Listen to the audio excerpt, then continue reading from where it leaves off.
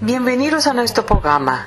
El martes 14 de noviembre de 2017, en la CEMI de Madrid, tuvo lugar la charla Los judíos en las brigadas internacionales de la Guerra Civil Española, a cargo del don Jacobo Israel, escritor y divulgador de la cultura judía.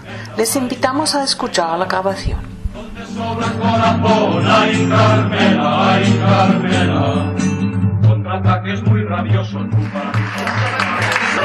Tengo el placer de tener a mi lado a Jacobo Israel, gran amigo y expresidente de la comunidad y de la federación.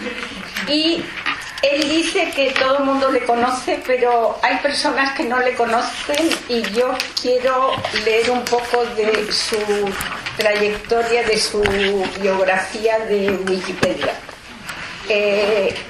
Jacobo es escritor y divulgador de la cultura judía en España. Fue presidente de la Comunidad Judía de Madrid de 2001 a 2008, 7 años. ¿Y cuántos? Porque aquí no pone de la Federación de Comunidades. 8 años de la Federación de Comunidades Judías. No sé si os dais cuenta de lo que significa dar todo ese tiempo a una actividad que genera tantos problemas y tantas guajlas, ¿se dice? Sí, guajlas. En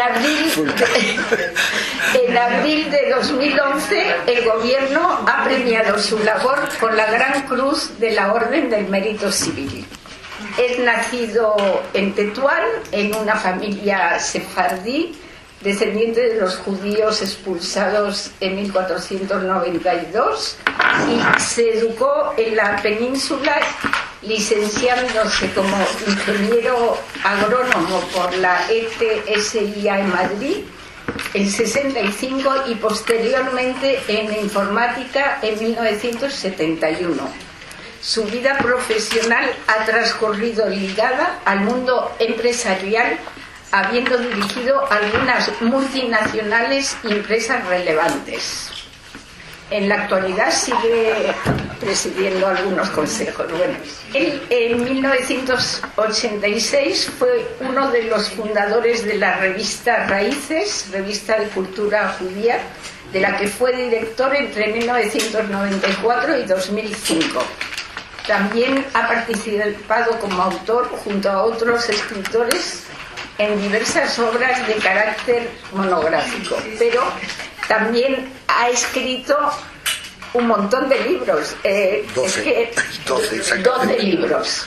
Bueno, yo quería leer esta biografía porque algunas de vosotras venís desde hace menos tiempo y a veces creo que conviene recordar, aunque se sepa de a quién tenemos el honor y el placer de tener entre nosotros. El placer es mío.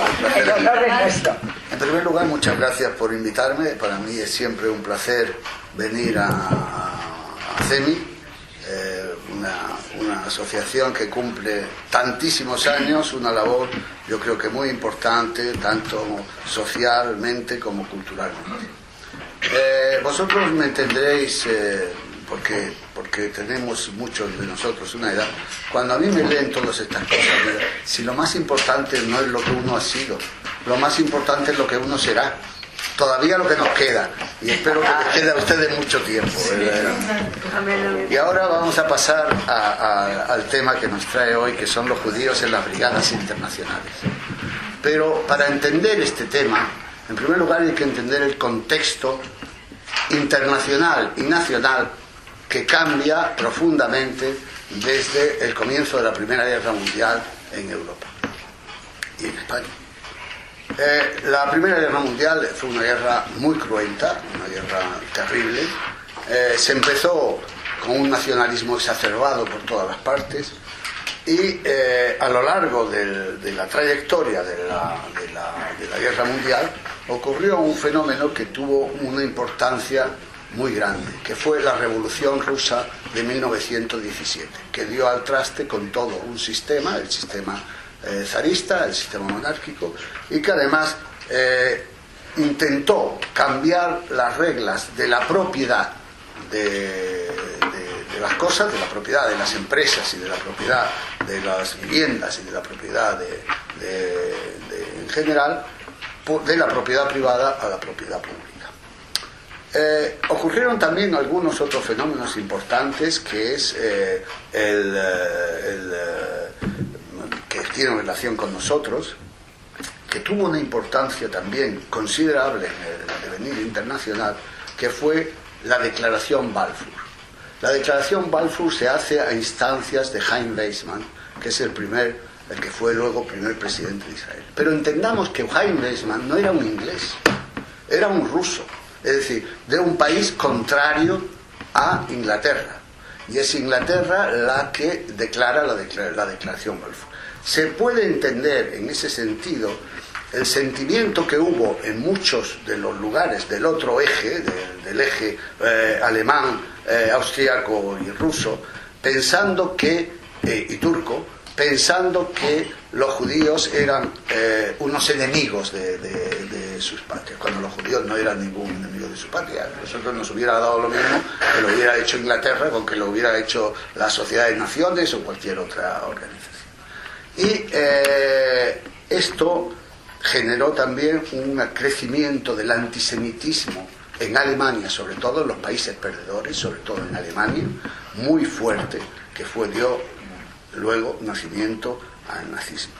Por otro lado, era una sociedad muy polarizada entre los, digamos, continuadores del antiguo régimen, ya mucho más democratizado, porque a partir de la Primera Guerra Mundial, y los comunistas fundamentalmente.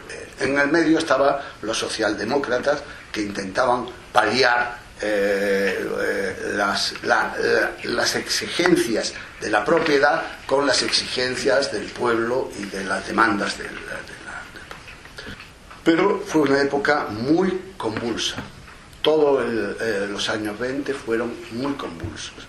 Y al final de los años 20 nos ocurre un fenómeno que es la depresión de 1929, la crisis de 1929. La crisis de 1929 dio al traste con la economía de muchos países y generó también un enorme paro en las masas, y todavía la polarización se extremó en todos los sentidos. Esto explica que en ese contexto el nazismo haya tenido en Alemania entrada incluso con una elección democrática, aunque no ganó, pero se alió con otros para gobernar. Y esto explica también la polarización que este sentimiento contrario al nazismo tuvo, y fundamentalmente tuvo entre todos los países, los partidos de izquierda, preponderantemente durante un tiempo, que luego veremos también qué pasó, y sobre todo en el pueblo judío. El pueblo judío pues realmente sintió que era su enemigo. El nazismo, como así fue, vamos, y así ha sido el mayor de los desastres para el pueblo judío, vino del nazismo. Y por lo tanto también hubo una polarización muy extremada entre los judíos, también a favor de los partidos de izquierda y de los partidos contrarios a esto, tanto también de los socialdemócratas que se oponían, pero el gran peso lo tenía fundamentalmente la Unión Soviética como el gran elemento, digamos, contrario a la Alemania. En ese contexto, ¿qué ocurre en España? España sufre en el año 31 un cambio de su régimen de la monarquía a la república, pasa unos primeros años de la república razonablemente, y se encuentra con un elemento que fue común a todos los países europeos, que era la huida en masa de población de Alemania, que eran judíos o gente también de los partidos de izquierda, y muchos judíos de los partidos de izquierda, que se reparten por Francia, por Inglaterra, por Holanda, por todos los países, y algunos de ellos vienen a España. De hecho, llegaron a España aproximadamente como 3.000 o 3.500 judíos, que prácticamente duplicaron el número de judíos que había en la península. no llegaron al norte de África, evidentemente, pero y estos judíos, muchos de ellos eran también partidarios de la izquierda y de algunos del partido. Y en ese contexto ocurre el alzamiento militar. Y frente al alzamiento militar, la República intenta oponerse llamando a tal. Pronto se organizó una lucha armada desde el primer día, y en esta lucha armada, ¿qué tuvieron que ver los judíos? Esto es el tema que nos trae. Y pues bueno, tiene que ver muchas cosas, porque justamente poco antes del 18 de julio tenía lugar en España, por oposición a la Olimpiada Popular, una contraolimpiada o espartaquiada que se llamó en Barcelona en 1936. En esta espartaquiada, que era como digamos que la llamaron una Olimpiada Popular, llegaron muchísimos judíos también, muchísimos judíos deportistas que venían a participar en esa espartaquiada, porque no participaban fundamentalmente en la Olimpiada de Berlín. Y no tuvo lugar, la espartaquiada no tuvo lugar, porque ocurrió justamente, era para la fecha de la revolución. Entonces, cuando la revolución del 18, con el alzamiento del 18 de julio, pues ya la espartaquiada no tuvo lugar. Y desde el primer momento se crearon un ejército, digamos, de afiliados internacionales a ayudar a la República. Entre ellos muchos de los chicos que habían venido en la espartaquiada, muchos de ellos judíos. Pero además, muchos de los judíos que vivían en España, fundamentalmente de los que procedían de este exilio nazi, también se unieron a estas fuerzas internacionales, a las fuerzas que en principio no eran internacionales, era aliarse a la fuerza de la República. Hay muchísimos nombres, pero no voy a dar ahora los nombres de gente que vino a España, porque vino gente interesante, es decir, con el movimiento del nazismo y del reflujo del nazismo hacia España. Por ejemplo, vinieron los que crearon los almacenes Sepu. Los que son antiguos madrileños recordarán Sepu en la Gran Vía. Vamos a decir, almacenes Sepu fueron uno de los primeros grandes almacenes que se crearon en Madrid. ¿Qué familia era? Era una familia alemana. No tengo. Eran.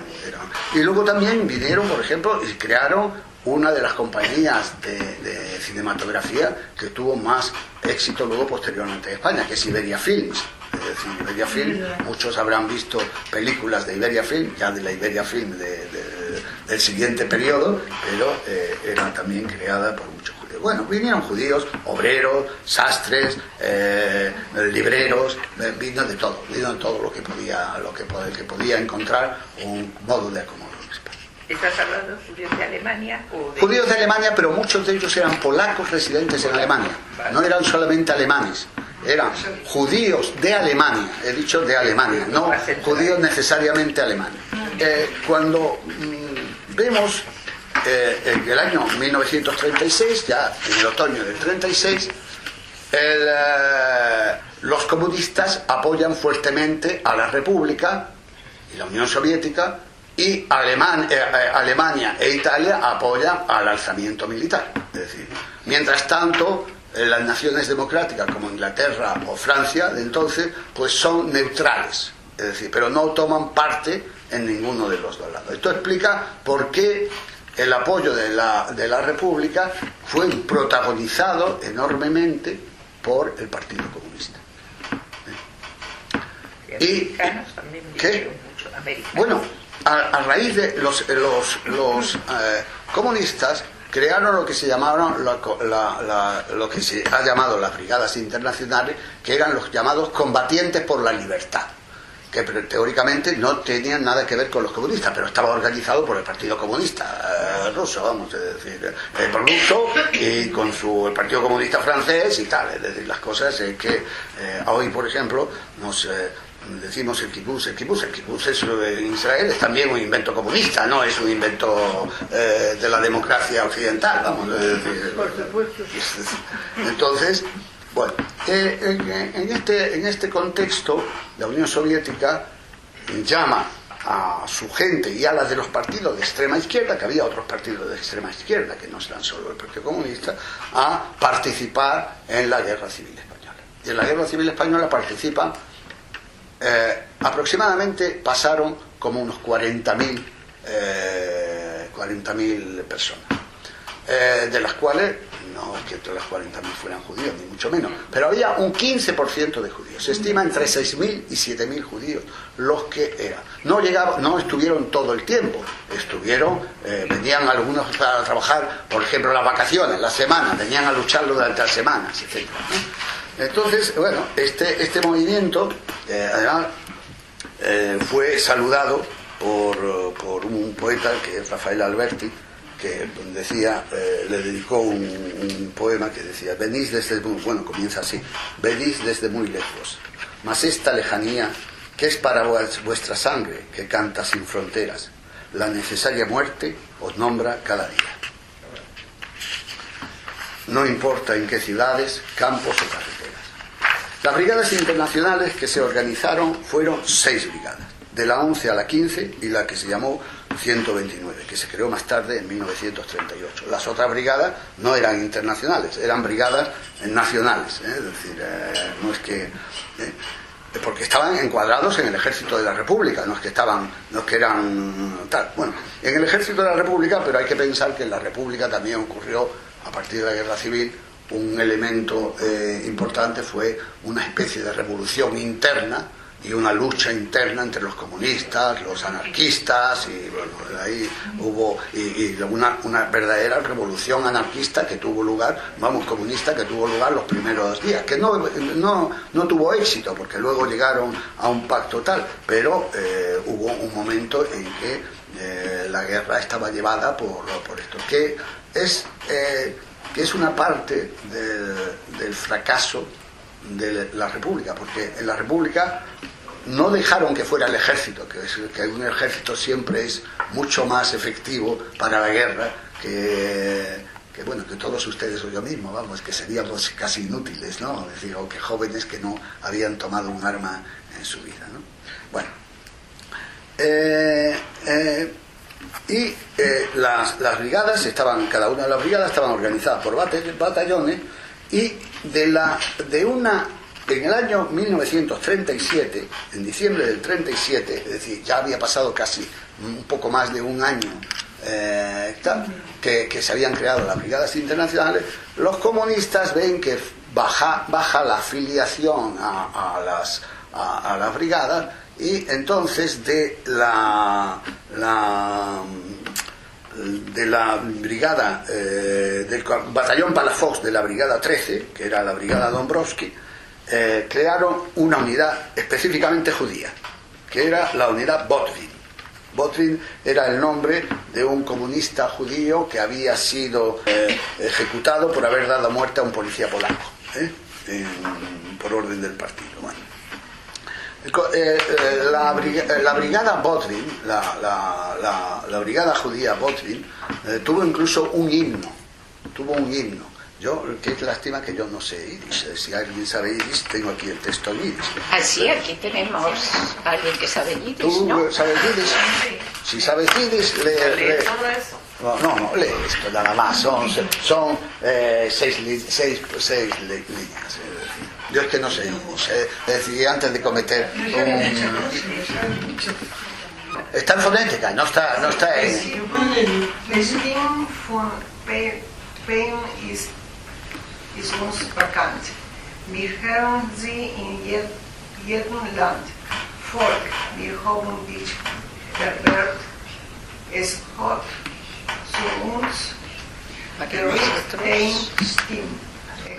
No puedo leerlo porque como trae... ¿Y con música esto? Sí, con música, claro, era muy bien. Marchamos todo de... Sí, tiene la traducción al lado, ¿eh? Así. Sí, marching in... Da igual, venga. Yo lo leo en castellano, que me parece que es lo que entendemos, vamos. Pero vamos, quiero decir... Es que fonético no. Sí, es que está en fonético, es que el yiddish se escribía con aljamiado, con letras hebreas. Conocemos la voz del sufrimiento, en todos los países la escuchamos.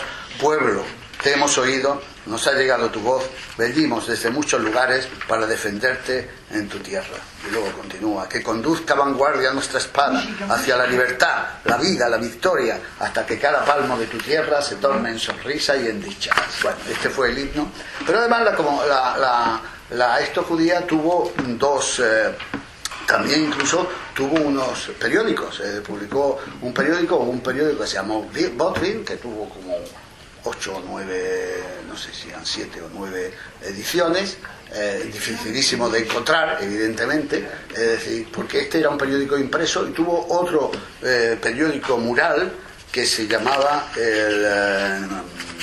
no me recuerdo mal, pero este momento se llamó El combatiente de la libertad, de Freiheitskämpfer. Y luego hay este tema era un tema muy conocido. Es decir, de hecho, en 1937, una periodista que era Gina Medem, que era la esposa de un dirigente socialista polaco, que era Vladimir Medem, vino a España y publicó un libro, que es este libro, si se encuentra, bueno, yo lo tengo, entre otras cosas, que se llamaba Los judíos combatientes de la libertad. Es decir, y los combatientes de la libertad, y habla, bueno, y tiene una gran cantidad de fotografías y de información sobre judíos que habían venido en esta guerra, ¿no? El primer comandante de la compañía Botvin fue Gutmann, el comandante Gutmann. El comandante Gutmann, Karol Gutmann, había nacido en Białystok, era de familia burguesa, pero había sido suboficial del ejército polaco, pero como se convirtió al partido, y se hizo miembro del Partido Comunista, fue encarcelado. Y entonces vino a España de su país y luchó en muchas batallas. Y cuando se creó la compañía, pues en diciembre del 37 le nombraron comandante. El pobre Karol Gutmann no vivió mucho, porque lo sería durante 2 meses, porque murió en la batalla de Campillo de Llerena, en Extremadura, en febrero de 1938. Hay incluso el hecho de la muerte y de la batalla está narrado, la Nouvelle Presse de Bruselas lo recogió, ¿no? Cuando se llegó un momento en que había dos cosas. Por un lado, se estaba fraguando el pacto Ribbentrop-Molotov, o el pacto Hitler-Stalin, por un lado, que era el acuerdo entre ambos de repartirse las zonas intermedias, y por otro, tuvo lugar en el año 37 un movimiento interno en el Partido Comunista que fue la Gran Purga de 1937. Y la Gran Purga de 1937 pues también afectó mucho a los comunistas, porque dividió la opinión del Partido Comunista. Por otro lado, la Sociedad de Naciones llevaba buscando la neutralidad del país, y al final, pues en el año 38, ya hacia el otoño del 38, se consiguió que las brigadas internacionales, entre que se estaba fraguando el pacto, y que si no se había firmado ya, vamos a decir, y que la Sociedad de Naciones imponía, que no tenía casi ninguna capacidad de imponer, pero vamos, es decir, imponía la neutralidad, las brigadas internacionales fueron disueltas y volvieron a sus países las personas que estaban. Pero hay un muerto, el último muerto de las brigadas internacionales, y este muerto es un judío, se llama Jaskel Honigstein, y un poeta que entonces era muy famoso en España, pero que se marchó al exilio, estuvo exiliado en Suiza mucho tiempo y murió, que era José Herrera Petere, que era Premio Nacional de Literatura. Escribió un poema que dice: Jaskel Honigstein, polaco, obrero, judío de raza, hijo de una tierra oscura, muerto a la luz de mi patria. El pueblo rabioso grita tu muerte en su cara. Jaskel Honigstein, obrero, muerto a la luz en batalla. Es mucho más largo. José Herrera Petere, le llamaban Petere, se le conoce como, pero es José Herrera, vamos a decir. Bueno, por otro lado, cuando gran parte de estos se marcharon, y algunos pues se incorporaron al ejército de la República, es decir, no es que, y cuando salieron, fueron en Francia a campos de refugiados, que hubo 2 campos, es decir, y publicaron ahí, ¿qué? El de Gurs y el de Saint-Cyprien. Sí, de Saint-Cyprien. Saint-Cyprien y el de Gurs. Y entonces ahí publicaron también un periódico, Tras las Alambradas, que apareció en 3 ocasiones, y un mural que se llamaba Zuhilf. Este tema de las brigadas internacionales, además del libro de Gina Medin que os digo, ha sido tratado por Arnold Lustiger, que una obra muy famosa que se llama Shalom Libertad, y ha sido tratado también con un libro que no ha sido publicado en castellano, que es un gran escritor, David Diamant, Le Combattant pour la Liberté, es decir, y Le Juif Combattant pour la Liberté. Pero también hay que reconocer una cosa, es decir, los que recordaron mucho el papel judío en las brigadas internacionales no fueron los judíos, porque creo que a muchos de ustedes les resulta esto casi novedoso, pero los que sí lo recordaron fueron los franquistas, que continuamente les hablaban que las brigadas internacionales eran una brigada judías prácticamente, ¿no? Es decir, no era una brigada judía, solo el 15% eran judíos, sí, pero fíjate lo que escriben los poetas de la España franquista en aquel entonces, ¿no? Es decir, dice Agustín de Foxá: oh Rusia, te maldigo, porque eres entre hielos la gran inteligencia, bajo cráneos mongólicos, sutil, negra y segura, judía y miserable. Es decir, échale. Así, y dice, así, este es otro poeta de la España franquista, que es José María Pemán. Dice: así como la batalla de la Cruz lleva a la sinagoga a mirar con ceño a España, lo mismo la batalla del oro, su segunda obsesión. Lanza una soflama antisemita, Pemán, sí, el mismo que luego iría a Israel y luego... No, Pemán. No, luego no.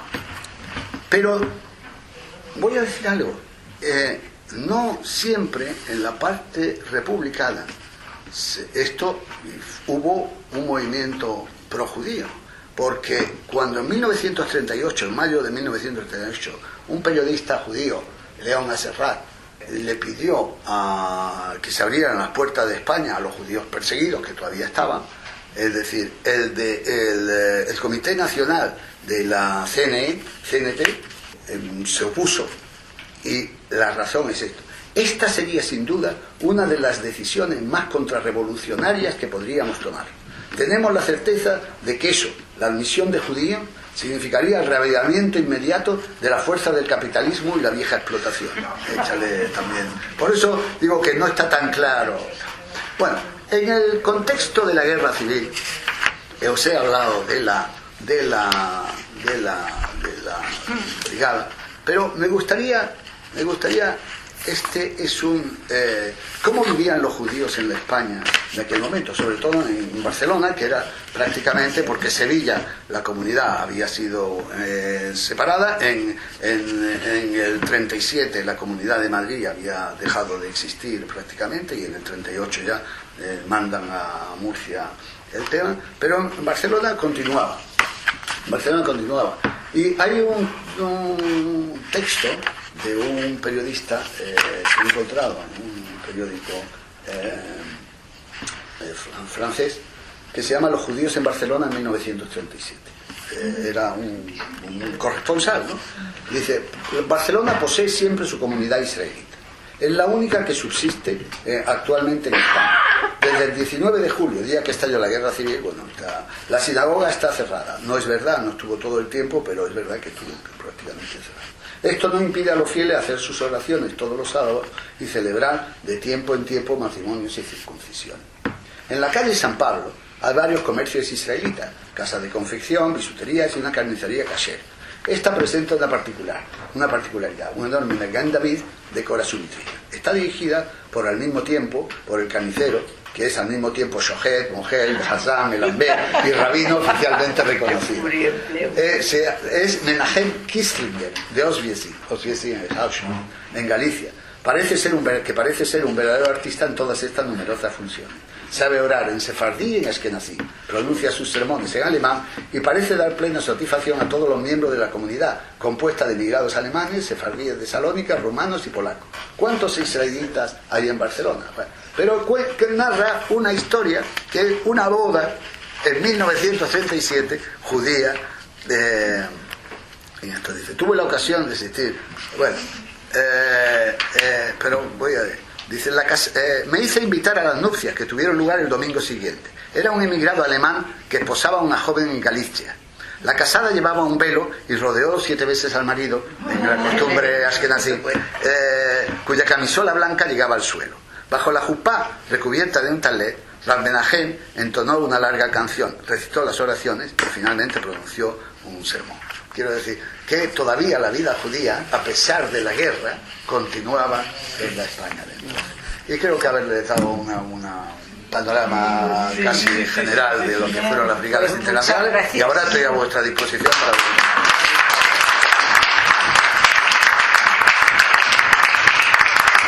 Bueno, pues vamos a hacer un turno de preguntas, pero levantar la mano y lo hacemos ordenadamente. Maite ha levantado la mano la primera.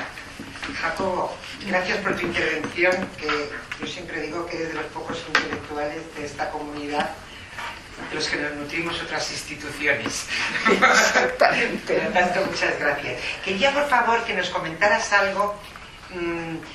Cuando las brigadas internacionales vinieron estos judíos que tú comentas, yo tengo estudiado en algún momento que tuvieron una fuerte crítica a veces en Israel por esto, porque había aquella frase famosa de antes Beit Yarin que Madrid. No, pero quería que nos hablaras un poquito de esto. No, esto formaba parte esto es una historia propiamente israelí y una historia kibutziana. Es decir, quiero decir que el kibutz, que también era parte del Partido Comunista, es decir, cuando se creó, de hecho vinieron aquí también judíos de la tierra de Israel, entonces ellos, había un grupo de comunistas que decían, no, lo primero es desarrollar nuestra sociedad colectiva antes que irnos a una guerra en un país tal. Tenemos tal lío, además era real, porque había tal lío ahí que esto. Pero no significa que los judíos eran claramente contrarios al nazismo, siempre. Y por lo tanto la simpatía hacia la República fue clara, fue rotunda. Y hay una película, la de Madrid Before Hamid. Entonces, precisamente es el hecho de los combatientes, ¿no? Es decir, los combatientes luego fueron, aquí han venido durante muchos años, ya es que ya casi prácticamente, no sé si queda alguno ya, porque prácticamente estamos hablando de gente que combatió en el 38, es decir, que gente que nació como poco en el 20, ¿saben lo que quiero decir? Entonces ya... prácticamente centenario. Pero durante muchos años hemos visto aquí llegar algunos de estos, había muchos fundamentalmente que venían combatientes, había muchos médicos y muchísimas enfermeras judías, es decir, muchos médicos y muchas enfermeras judías. Y entonces durante mucho tiempo vinieron aquí y a ellos se debe precisamente en el cementerio de Fuencarral la placa que hay en honor de los judíos de las brigadas internacionales. Placa a la cual Jacobo y yo hemos ido muchas veces a poner una piedra. Sí, cuando vienen el monumento, vamos, fundamentalmente los republicanos que organizan tanto los los exiliados como los amigos de la República, pues nosotros hemos ido muchas veces a recordar a aquellos que estaban en ese momento. Entonces, perdón. Sí. Sí. El tema de las dos Españas, en lo que desembocó España por culpa de la guerra civil, ¿en el ámbito judío no existió porque de verdad todo el mundo estaba por la República o en algún momento algún judío... No, vamos a ver, la derecha? que algún judío pudiera estar a la derecha no me cabe la menor duda, porque hay judíos para todo, vamos a decir. Hay judíos para todo. Gracias a Dios que somos variados, pensamos cada uno lo que pero queremos. cuando a mí me comentan, por ejemplo, algunos historiadores sobre el norte de África y los judíos norteafricanos, esto no es real. Los judíos norteafricanos sí hubo, a lo mejor, quienes colaboraron con los militares, pero eran fundamentalmente los suministradores del ejército, que eran algunos judíos, a lo que quiero decir, y algún banquero, que fundamentalmente fue una banca tangerina, vamos a decir, que sí se sabe que no creo que colaborara exclusivamente con este bando, que dentro de su actividad financiera financiaba a los unos y a los otros, vamos a decir. Pero la mayor parte de la población era claramente favorable a la República. Y evidentemente sí hubo donativos para la guerra. Claro, Marruecos fue ocupado desde el 18 de abril, vamos, del 17, es decir, que fue cuando llegaron a Marruecos. El alzamiento tuvo lugar allí. Pero en general todos los donativos que se dieron son exacciones obligadas por parte de las autoridades españolas. Pensemos que también por ejemplo, fue el casino israelita de Tetuán, fue requisado, el colegio y la sede de la comunidad israelita de Melilla fue requisada, es decir, que hubo muchas historias requisadas y ya después de terminar incluso la guerra. Los militares. Y luego la cantidad de barbaries que hicieron los falangistas, que eran los más dentro del contexto, eran los más extremistas y los más antisemitas, vamos, profundamente. ¿Había una pregunta? Sí. Sí, quería decirte algo. Hablaste de Melilla y me acordaba lo mismo una cosa, podría decir otra. El alzamiento nacional, que fue el 18 de julio, fue el 18, pero en Melilla fue el 17. El 17, en todo Marruecos fue el 17. El 17 de julio. Y siempre tuve yo curiosidad qué día de la semana pertenecía a ese 18 de julio que hemos escuchado toda la vida. Y en Melilla me enteré. Me dijo un señor, que ya no vive, el señor Benarroz, dice, era 17 aquí en Melilla, aquí, claro. Era un viernes, me estaba limpiando los zapatos, mi madre mandó a la muchacha, dijo que se suba, que no se limpie los zapatos y que venga corriendo, que está el alzamiento aquí, están entrando... Los militares, sí. Y es peligroso que se suba. Y le dije yo cuando me lo contó, ¿pero qué día eres? Era viernes, no se sabe, me estaba limpiando los zapatos. Entonces el 18 de julio fue sábado, que nunca supe cuándo era. Eso una, y la otra era respecto de Barcelona. Mi papá tenía unos amigos, íntimos amigos de la familia Balzac, de Barcelona, turcos. Basat, de Barcelona, que eran los primeros judíos catalanes que estaban en Barcelona. Pero no le decían mucho que eran judíos. Papá que iba también a comprar él, porque ellos tenían la cuchilla Iberia. Sí, claro. No habían nacido. Hombre, yo sí he escuchado la cuchilla Iberia. Pero primero Iberia. Iberia, era un animalillo claro, muy pequeño. Claro. Y entonces... es que yo soy ya también, tengo también mis años, querida. ¿Tú te acuerdas? Yo también, ¿no? Bueno, hay un poco de diferencia. Y entonces... Papá no decía que era judío y él tampoco. Y estuvieron así un tiempo tratándose. Por algo, él se dio cuenta que mi papá era judío. Entonces, era una fecha que estaba ahí en Barcelona, cerca de Kipur. Y dice, no, ya me tengo que ir a Tetuán. Y tengo que ir a Tetuán porque mis hijas me esperan y yo no me puedo quedar. Y digo, ¿por qué? Porque quiere pasar el Kipur con tus hijas. Sí, los Basat son muy famosos.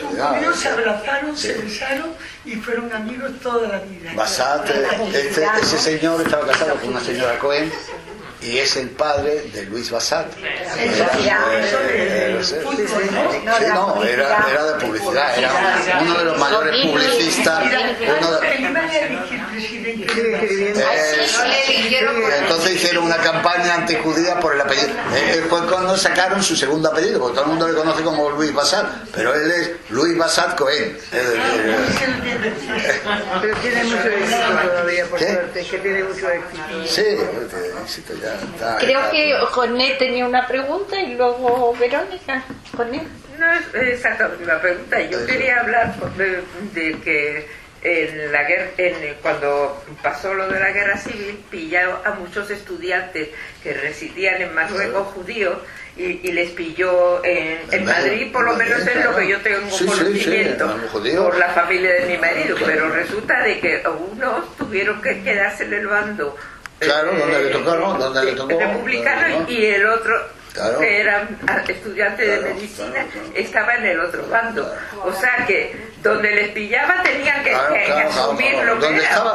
Dependiendo de dónde estaba el ejército, dependiendo del ejército, si se habían levantado o no se habían levantado, pues entonces estaban o con el ejército de la República o el ejército de español. O sea que como un poco pasivamente, ¿no? Sí, claro. Bueno. Pasivamente. No tiene que ser como en la guerra, todo es pasivo. Marisa, Verónica, ¿ya? Sí, Verónica. Luego, gracias, siempre es un disfrute intelectual escucharte. Una pregunta muy cortita y luego dos un poquito más larga. Lo de espartaquistas, lo eligieron espartaquiadas por lo de Rosa Luxemburgo y los yo creo que sí tuvo que ver, Alemania, porque era curioso, ¿no? Y luego se dice que los rusos siempre intervienen para desestabilizar democracias, ¿no? Actualmente bueno, aquello no era el alzamiento no era una democracia, no, pero no tiene nada que ver. Rusia siempre está intentando poner. Y digo, ¿cuánto van a tardar los judíos en darse cuenta, que son tan malos para ellos los partidos de izquierda que les prometen igualdad, tolerancia, amor y etcétera, como los de extrema derecha? Vamos a ver, yo creo que ahora mismo los judíos en general son escasos los pertenecientes a la extrema izquierda, es decir, hay muchos más escasos. Ya es el problema, los judíos han tenido que evolucionar desde en primer lugar porque cuando uno habla de la guerra, la purga del 37, lo que hay que saber es que la purga del 37 cogió a muchísimos judíos en contra de Stalin, porque estamos hablando de que se prepara el pacto Hitler-Stalin, y eso atacaba al corazón de los judíos. Es decir, que esto es uno de los elementos claro. En segundo lugar, porque la historia ha mostrado, y sobre todo la historia después de 1967, que los comunistas se pusieron totalmente del bando contrario a Israel. Y aunque hubiera muchos judíos no sionistas, pero esto no significa que los judíos no sionistas quieran destruir a Israel entonces, claro, yo creo que hoy en día, incluso, ya no estamos hablando de los comunistas, de esta izquierda radical, pues yo creo que hay muy pocos judíos. Hay algunos, evidentemente, porque hay de todo, hay judíos para todo. Es decir, igual que hay cristianos para todo, moros para todo y de todo. Entonces, pero ya la gran masa de judíos se mueve entre el centro derecha y el centro izquierda, vamos a decir, la socialdemocracia y la esto. Ir a la extrema derecha es muy difícil, porque la extrema derecha a veces también tiene unos sectos intolerantes muy grandes. Afortunadamente son los moderados de uno y otro signo los que hacen avanzar la nación, vamos a decir. Esta es mi opinión, pero bueno. Yo quería preguntar, Jacobo, ¿por qué la historia ha ignorado tanto a estos brigadistas y a esta gente, a estos combatientes por la libertad? Porque en realidad nosotros sabemos de su existencia, pero la mayoría de las personas, yo he hablado con embajadores de Francia que han venido, he hablado con embajadores de Israel, y nunca han sabido de la existencia de estos. Vamos a ver. Se merecían un poco más la historia se merece un poco más de respeto por parte de la gente, pero la historia es una gran desconocida.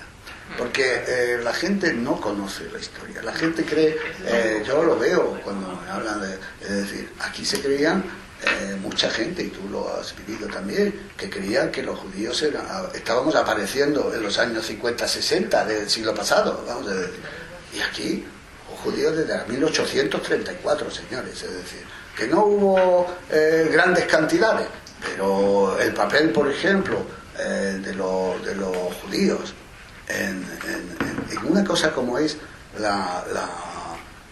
el desarrollo del ferrocarril en España, es inmenso, es inmenso. La mayor parte de las compañías de ferrocarriles, tanto la línea MZ, las dos grandes líneas, MZA, como la línea del norte, eran judíos. Los directores eran judíos, los propietarios eran judíos. Uno era la banca Pereiro y otro era la banca Rothschild. Y aquí hubo cantidad de judíos, es decir, pero cantidad de judíos. Y claro, todo esto es esto desconocido. Pero no era tan desconocido en su momento por parte de gente. Yo, por ejemplo, he encontrado una cita de Galdós, que dice: bienvenido el oro judío y protestante para destrozar y poder lanzar trenes por estas montañas, horadar las montañas, etcétera, etcétera. Quiero decir, por eso te digo que no era tan para la función. Claro, es decir, bienvenido el oro judío y protestante. Marisa, perdón, Mercedita, no, pero ha pedido la palabra Marisa. Vamos a respetar los turnos.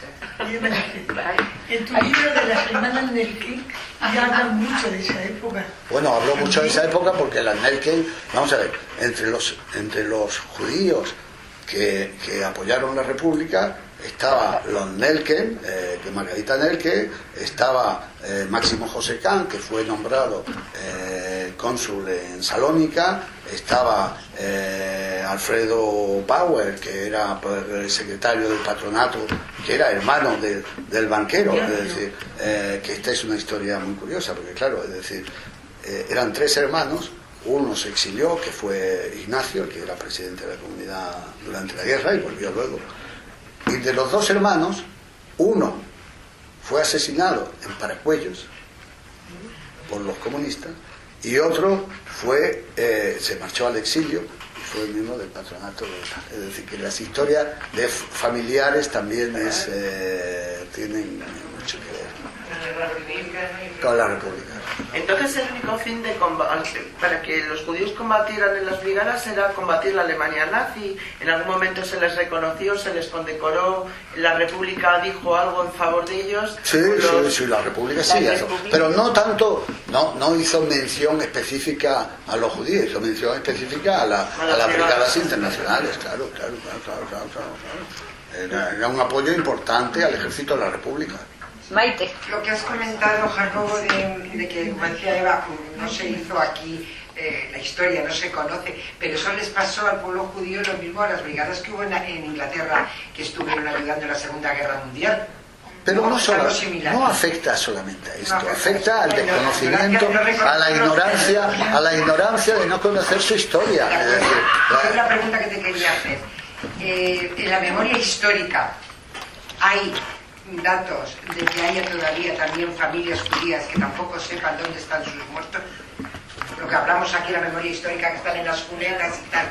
¿Hay algún dato de familias judías que tengan el mismo problema? Los que murieron en las brigadas internacionales, entre otras el propio Carol Goodman, no sé dónde está. Aquí murió, Gerda Taro sí, porque llevaron su tramo, que era una fotógrafa muy famosa, porque era la compañera de Capa. Esta la llevaron que murió en la guerra también, la llevaron me parece que llevaron su cuerpo, lo que no sé si fueron solo unos funerales, es decir, sin el cuerpo, y el cuerpo se quedó en España, porque estábamos en plena guerra civil. Pero no, claro, por supuesto, los muertos de las milicias de las brigadas, pues vivieron como los demás, se enterraron como podían, es decir,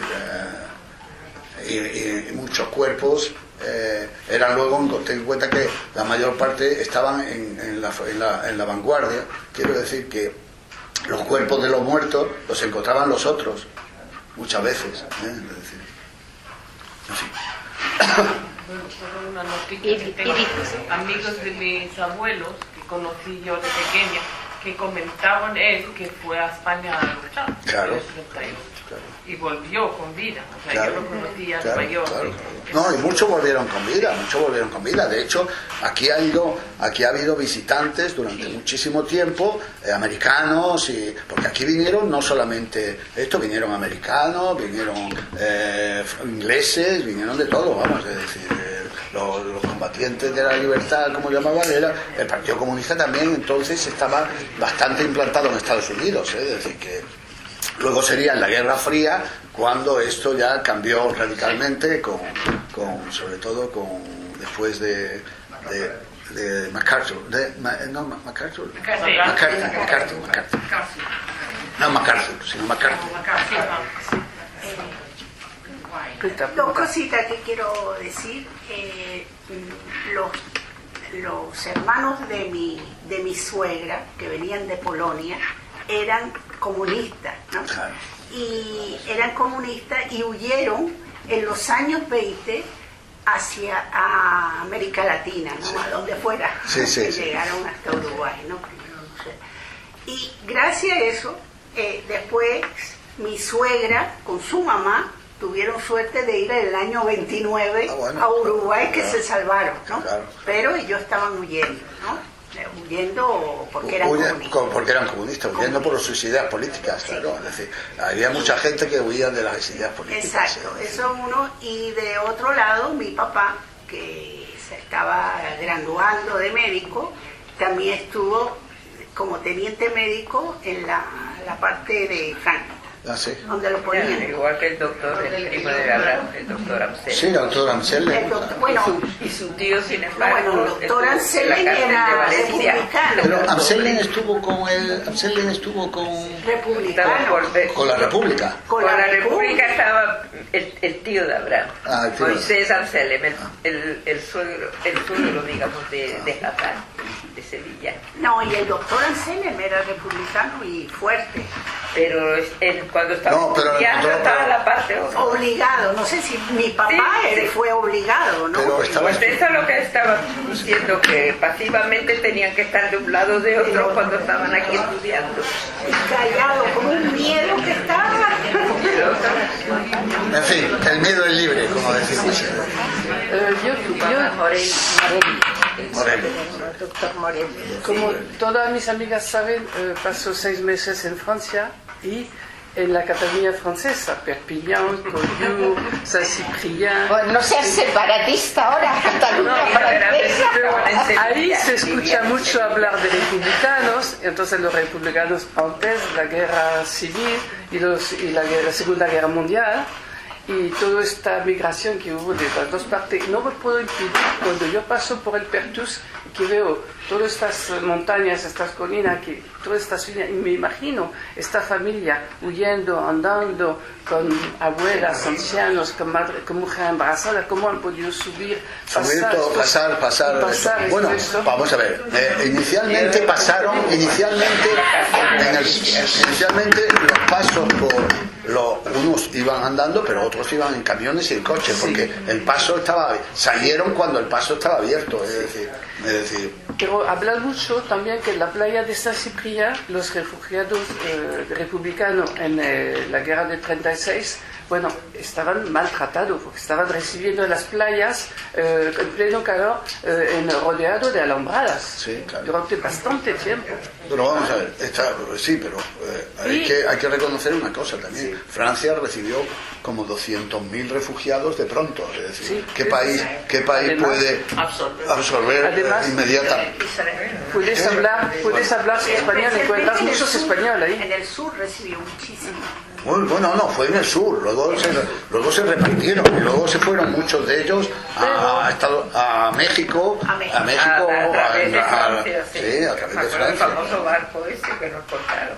Hay muchos barcos salieron. Lo que pasa es que cuando ya fue ocupada la Francia por Alemania fue cuando salieron muchos más. No has terminado tu historia. Me atrevo con malicia a pasar a la historia de hoy, hablando de los republicanos catalanes, No te oyen, no te que oyen. ellos siempre se lamentan de haber sido maltratados. Vamos a ver. Se lamentan siempre. Los republicanos catalanes fueron maltratados como todos los republicanos, el partido republicano. Los partidos que tenemos en España no son los herederos de los partidos de la Guerra Civil Española. Vamos a ver, es decir, son partidos renacidos, es decir, y renacidos desde cero prácticamente. Porque no había partidos en la época de Franco. El único que hubo una continuidad absoluta fue en el Partido Comunista, donde llegó Carrillo y la Pasionaria. Todavía recordamos que estaban en las primeras cortes. El Partido Socialista pues fue con Felipe González, que no tal, pero los viejos no estaban ya, vamos. Pero Prats estaba en una figura simbólica en el partido prácticamente. Y la Esquerra Republicana no había nada, el único que vino fue Tarradellas, que yo creo que Tarradellas era del partido de la antigua Esquerra Republicana, pero no tuvo una continuidad tampoco. Luego estos partidos no son herederos de... Ahora cuando hablan de la República, no se es heredero de la República, ya no se hay herencia de la República. Hay herencia de una nueva España que evidentemente los sentimientos son los mismos, es decir, la izquierda y la derecha, pues es que porque es normal, porque y la extrema derecha y la extrema derecha y la extrema izquierda, es decir, y esto es la vida, es decir, la vida misma. Es decir. Ahora, no sufrieron los catalanes, al contrario. Cataluña fue la última región que fue conquistada. Luego, por lo tanto, la vida en Cataluña hasta diciembre del 38, hasta el 38 avanzado, fue cuasi normal. Os he contado una boda en esto, cuasi normal. Mientras que en Madrid fue una ciudad asediada durante 3 años. ¿Saben ustedes lo que es ser asediada? Pero asediada en la Moncloa, en la ciudad universitaria, los obuses cayendo. Es decir, que es que cuando hablamos, es decir, vamos a ver, Cataluña no sufrió nada más distinto de lo que sufrieron los demás. Pero puesto a hablar de sufrimiento urbano, Madrid. Sí. Una ciudad que fue asediada durante 3 años. Está bien aclarado. y sin embargo los victimistas son Bueno, ellos. eso no tiene nada que ver. Ese otro victimismo, no nos metamos ahora en el tema catalán, porque si no acabamos aquí. Yo quería preguntarle, Jacob, porque ya nos auguraste el año pasado de que Cataluña se iba a independizar. No se va a independizar, pero el sentimiento independentista va a perdurar durante mucho De tiempo. pronto no es borrón y cuenta nueva, pero tendrá que atenerse a Pero la hoy legalidad. mismo le han preguntado al presidente del gobierno, según me han dicho, ¿qué pasa si ganan? Y dice, pues no pasa nada, siempre que cumplan las leyes, Como hasta ahora. no pasa nada. Ya. No, si no te incumplen, pues otra vez será. Es decir, pues, Y los otros también ya están diciendo que a lo mejor no estaba todavía preparada. no está preparado. Cataluña Si Cataluña vende el 80% de su producto al resto de España, se va a pelear uno con sus clientes. A ver lo que quiero decir. ¿Qué empresa es esta? Pero es que lo que quiere decir lo que hace mi hijo, que se independiza. No. Me voy de casa, pero te sigo trayendo la ropa, tú me sigues haciendo los papers y me pasas una pensioncita. Es lo que... No, pero eso no lo pueden conseguir. Entonces, bueno. Pero ese es otro problema y no nos metamos en el problema catalán. Porque Vamos a dejar venir otra pregunta. A dejar venir y ver. ese Hay es otra otro pregunta de Verónica. otro más. Es decir, ese es otro más. Una anécdota muy española. Mi familia política, mi marido no era judío y sus padres eran de Madrid. Durante la guerra ellos estaban en Madrid, les tocó en el bando republicano porque estaban haciendo la mili además, Pedro y su hermano.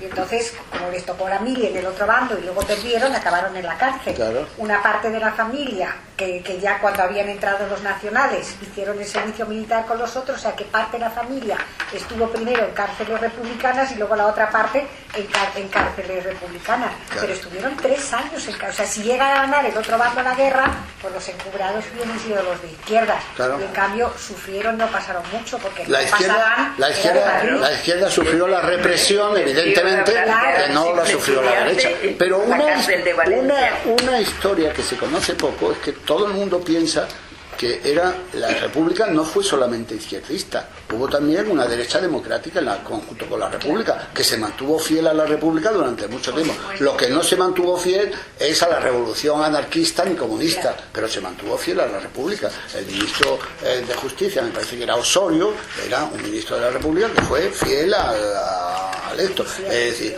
no se puede decir que era comunista muchas de las personalidades que ni el propio Azaña se puede decir, no tiene nada que ver, no estamos hablando de comunistas frente a nazis en el plan de polarización, pero en el medio hay toda una gama, todo un espectro. Bueno, chicas, pues solo nos queda agradecer a